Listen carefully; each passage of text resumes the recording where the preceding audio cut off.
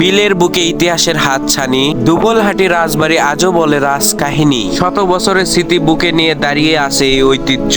চলুন ঘুরে দেখি নওগাঁর গর্ব দুবলহাটি রাজবাড়ি। তো চলুন ছোট্ট করে শুনে আসা যাক ভাইরাল হাসাইগাড়ি বিলের পাশে থাকা দুবলহাটি রাজবাড়ির গল্প।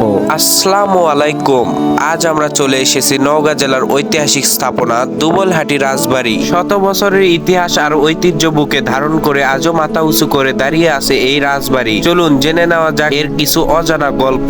দুবলহাটি রাজবাড়ি বংশের ইতিহাস প্রায় শত বছরের পুরনো বলে জানা যায়। এই রাজ পরিবার একসময় উত্তরবঙ্গের অন্যতম প্রভাবশালী জমিদার পরিবার হিসেবে পরিচিত ছিল। তারা শুধু জমিদারি করেননি, শিক্ষা, ধর্মীয় প্রতিষ্ঠান, রাস্তাঘাট ও জনকল্যাণমূলক বিভিন্ন কাজেও গুরুত্বপূর্ণ অবদান রেখেছিল। রাজবাড়ির দিকে তাকালেই চোখে পড়ে এর বিশাল প্রবেশ পথ, পুরনো খিলান, মোটা দেয়াল আর নান্দনিক নির্মাণ শৈলী। প্রতিটি ঈদ যেন অতীতের একটি গল্প বহন করে। সময়ের সঙ্গে অনেক অংশ ক্ষয়প্রাপ্ত হলেও আজও এই স্থাপনাটি তার ঐতিহাসিক সৌন্দর্য ধরে রেখেছে।